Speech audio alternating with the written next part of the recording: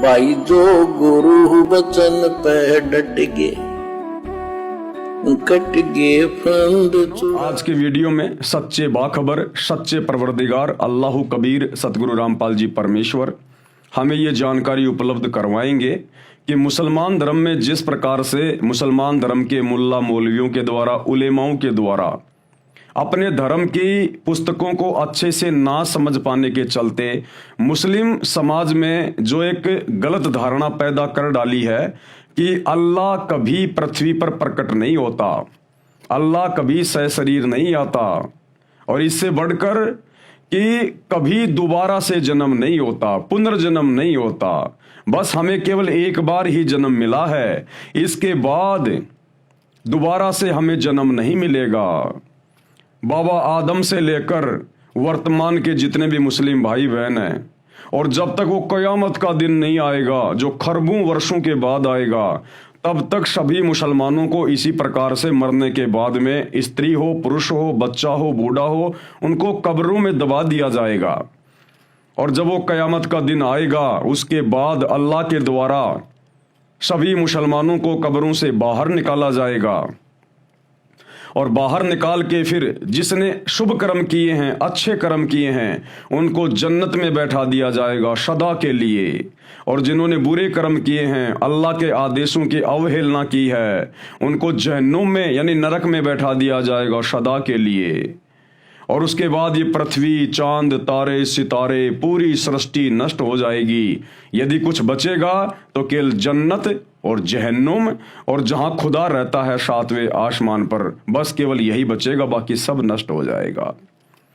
तो भाई और बहनों, ये भी मुसलमान धर्म के उलेमाओं की गलत थ्योरी है, गलत है। ऐसा बिल्कुल भी नहीं है। मुसलमान धर्म में पुनर्जन्म होता है क्योंकि यह धर्म अल्लाह कबीर ने नहीं बनाए। उस अल्लाह कबीर ने, इबादई कबीर ने अपनी सभी आत्माओं को माँ के गर्भ से, जैसे हिंदू समाज में भेजा वैसे मुस्लिम समाज में भेजा। सभी माँ के गर्भ से जेर से लिपट कर बाहर आए, नहा धोकर कोई हिंदू बन गया, कोई मुसलमान बन गया, कोई बनिया बन गया, कोई ब्राह्मण बन गया।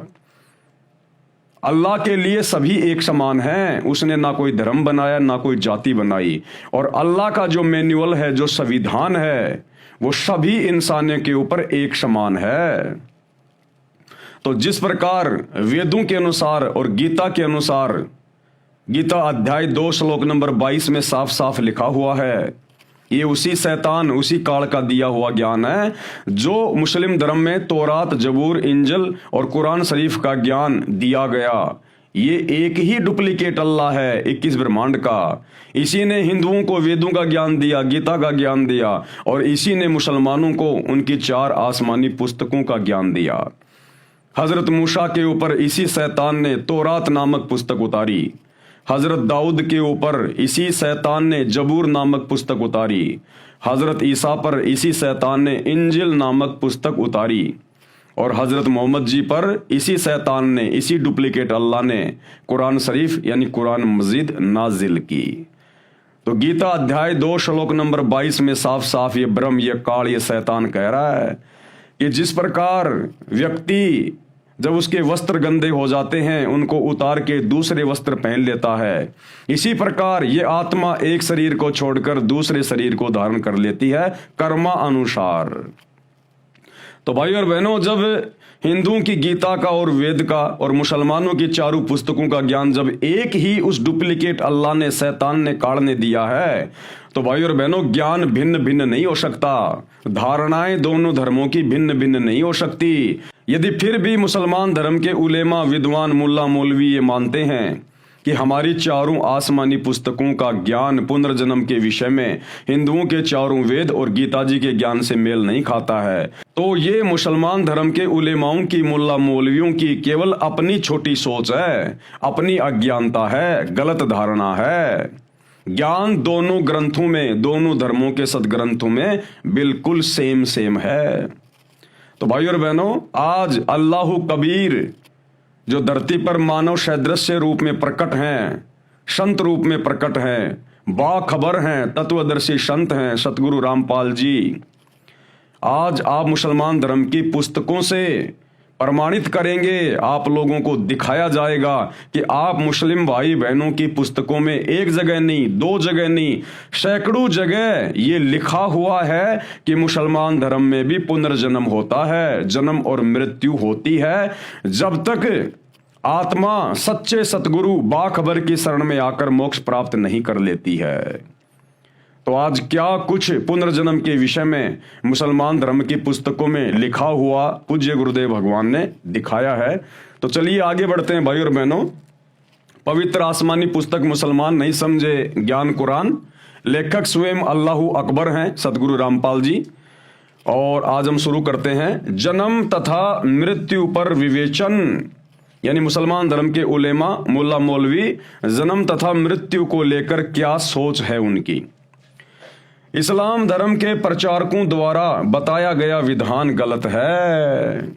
इस्लाम धर्म के प्रचारक मुल्ला मौलवी उलेमा जो कहते हैं कि मुस्लिम धर्म में जन्म और मृत्यु नहीं होती, केवल एक बार ही जन्म मिलता है, फिर कयामत के बाद में सभी मुसलमानों को जो दफनाए गए हैं कब्र से बाहर निकाल दिया जाएगा और जैसे उनके कर्म हैं उनको जन्नत या जहन्नुम में डाल दिया जाएगा और वो सदा सदा के लिए जन्नत और जहन्नुम में रहेंगे और नीचे पूरी पृथ्वी समाप्त कर दी जाएगी। ये पृथ्वी समाप्त नहीं की जाएगी। ये पृथ्वी समाप्त होने की बहुत लंबी चौड़ी प्रोसीजर है जो आप मुसलमान धर्म के मुल्ला मौलवी परिचित भी नहीं है।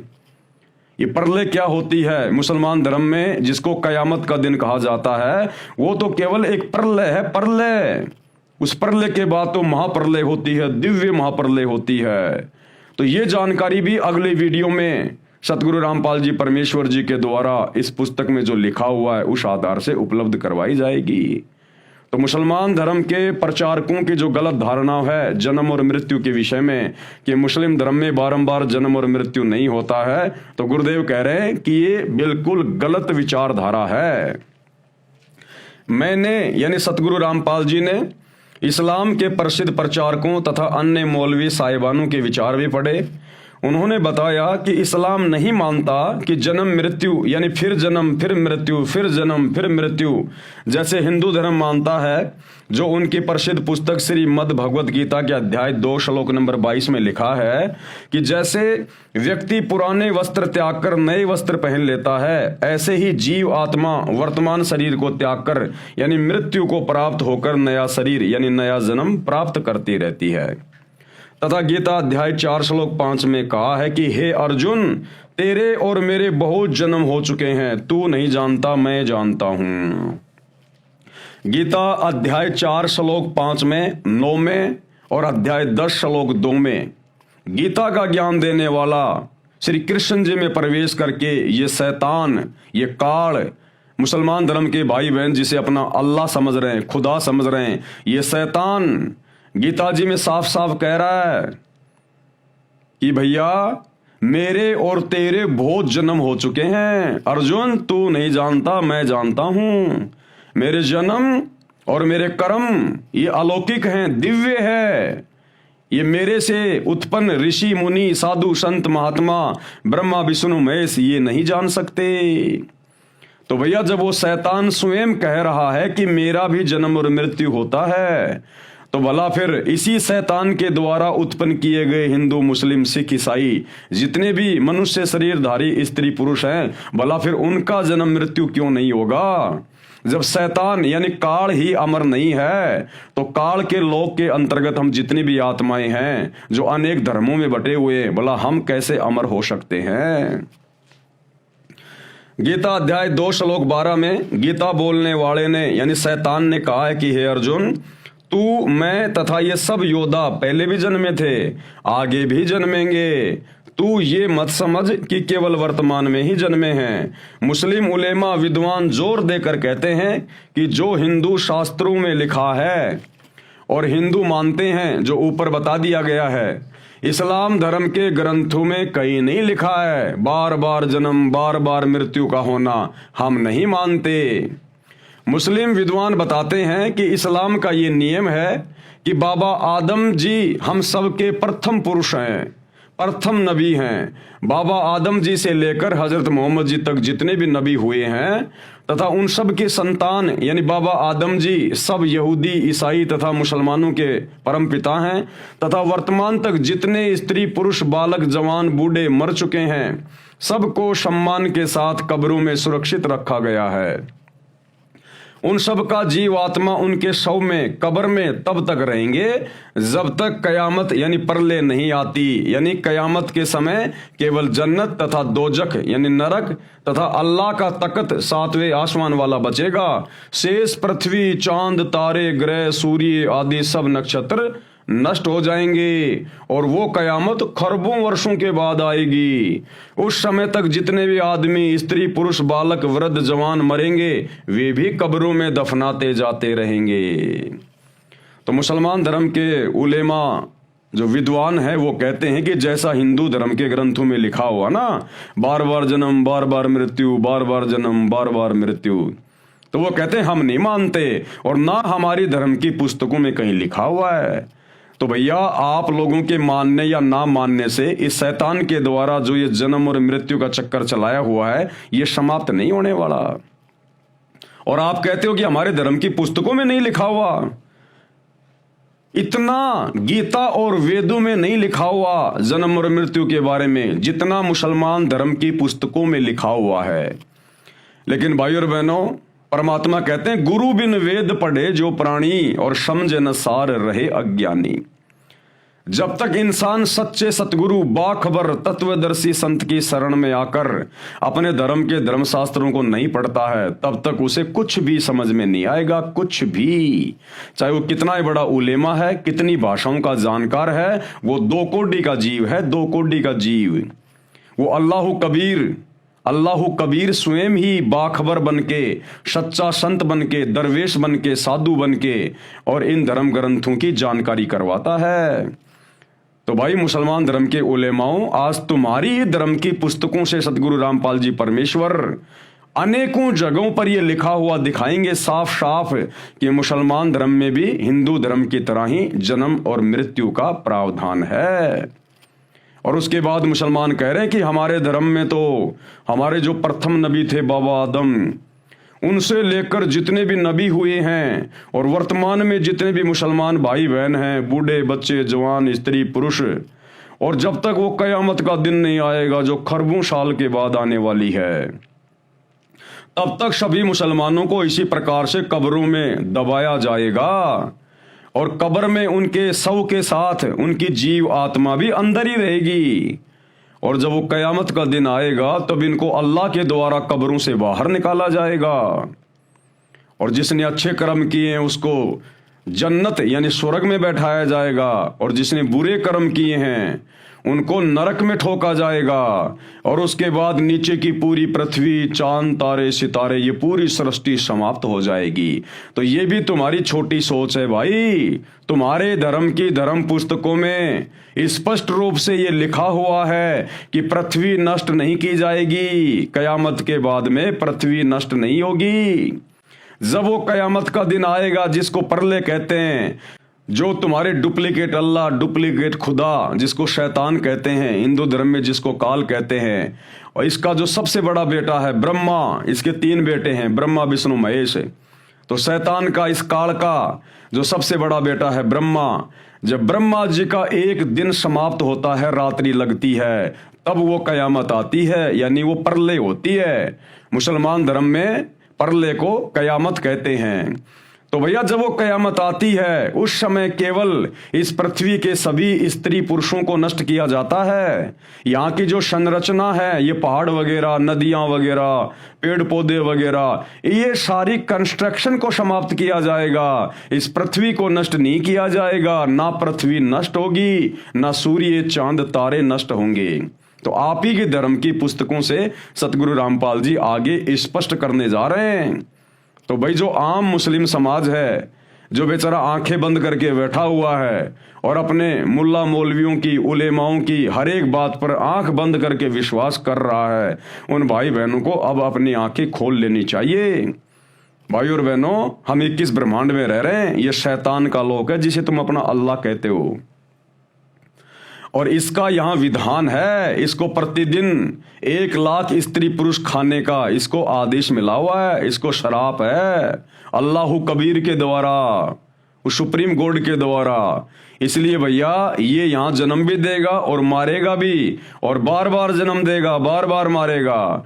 और अगर ये जन्म और मृत्यु के चक्कर से बाहर निकलना चाहते हो वास्तव में, तो उस अल्लाह कबीर की सच्ची इबादत है जो आज धरती पर वो अल्लाह कबीर स्वयं बाखबर रूप में सतगुरु रामपाल जी के रूप में प्रकट होकर दे रहा है, उनकी सच्ची साधना से ही जन्म और मृत्यु का ये भयंकर रोग समाप्त हो सकता है। दूसरा इस कायनात में दूसरा ऑप्शन नहीं है।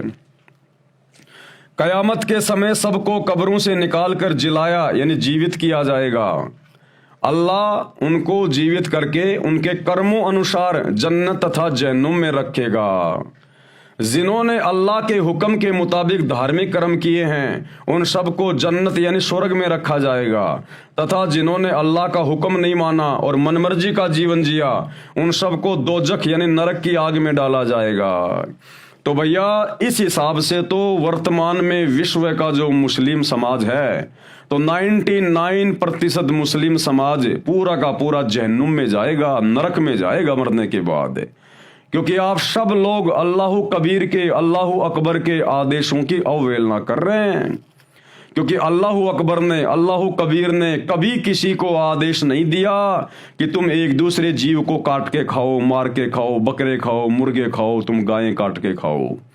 ये अल्लाह कबीर का आदेश नहीं है, ये शैतान का आदेश है, तुम्हारे डुप्लीकेट खुदा का आदेश है। ये अल्लाह अकबर ने तो आप और हम सभी आत्माओं को उत्पन्न किया है, हम तो उनके बच्चे हैं। तो भला एक पिता अपने बच्चों को आपस में काट कर खाने का कैसे आदेश देगा? तो ये आदेश शैतान का है। और इस हिसाब से पूरे विश्व का 99% मुसलमान समाज आज हरी सब्जियों की तरह जानवरों को काट के खाता है। तो भैया आप लोग अल्लाह कबीर के आदेशों की अवहेलना कर रहे हो, महादोषी बन रहे हो। तुम तो शैतान के आदेशों की, जो उसने भ्रमित करने के लिए तुम लोगों को इस प्रकार के आदेश अपने फरिश्तों के माध्यम से दिए हैं, तुम तो शैतान के आदेश की पालना करके और शाक सब्जी की तरह ये जानवर काट काट के खा रहे हो। तो विश्व का 99% मुसलमान समाज जो कब्रों में दबा पड़ा है आप लोगों के अनुसार, हालांकि वो कब्रों में दबे नहीं पड़े, कब्रों में केवल उनकी हड्डियां हैं। वो जीव आत्मा तो अपने कर्म भोगने के लिए उसी समय बाहर चली जाती है ऊपर धर्मराज के दरबार में, और जैसे भी उसने अच्छे बुरे कर्म किए होते हैं उसको नरक में डालना है या स्वर्ग में डालना है या 84 लाख योनियों में गधा कुत्ता शुअर बनाना है, उस हिसाब से उनका सेटलमेंट कर दिया जाता है। ये तो तुम्हारी अपनी थ्योरी है कि जब तक वो कयामत का दिन नहीं आएगा तब तक वो जीव आत्मा और वो शरीर कब्र में पड़ा रहेगा। तो क्या करोगे फिर तुम जन्नत में जाके भाई? अरे अभी तो कयामत का दिन तो तुम्हारे अनुसार खरबों साल बाद आएगा, तो खरबों साल तक तुम उस कब्र में सड़े रहोगे क्या? फिर क्या शुभ होगा तुमने? क्या तुमने शुभ कर्म किए? वो शुभ कर्म करने वाला भी खरबों साल तक, जब तक कयामत नहीं आएगी, कब्र में पड़ा पड़ा सड़ रहा है, और बुरे कर्म करने वाला भी कब्र में सड़ता रहेगा। तो क्या फायदा हुआ फिर अच्छे कर्म करने का और बुरा कर्म करने का? अब तुम कहोगे नहीं नहीं, कयामत के बाद फिर मौज तो हम स्वर्ग में जाके करेंगे, जन्नत में जाके करेंगे। जन्नत में जब तुम्हारा प्रथम इंसान, तुम्हारा प्रथम नबी बाबा आदम ही सुखी नहीं है, तो जन्नत में क्या करोगे फिर तुम जाकर? अरे जीवनी हजरत मोहम्मद को आप लोगों ने अच्छे से पढ़ लिया पिछले वीडियो में।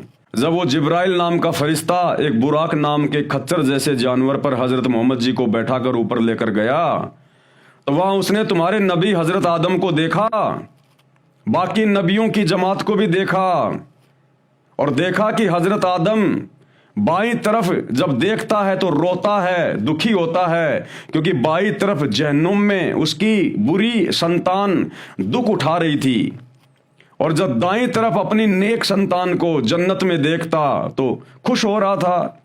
तो जब तुम्हारा प्रथम नबी बाबा आदम ही तुम्हारे अनुसार जन्नत में बैठ के सुखी नहीं है, तो भाई तुम क्या करोगे फिर उस जन्नत में जाकर?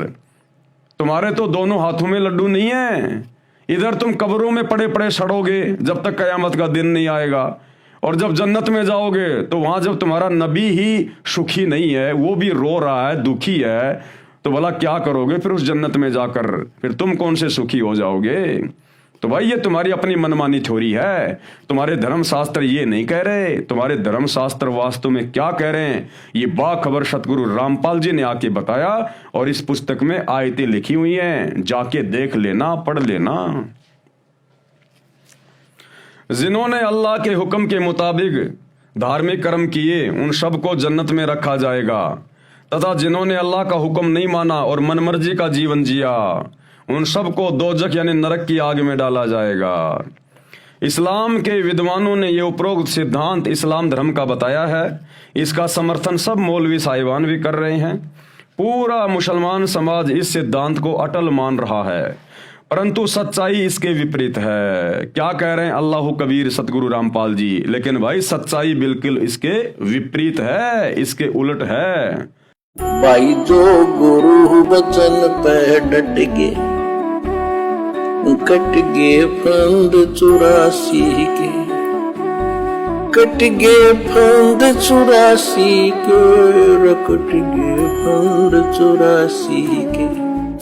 भाई जो गुरु बचन पे डट गे, कट गे फंद 84 के, कट गे फंद 84 के, कट गे फंद 84 के।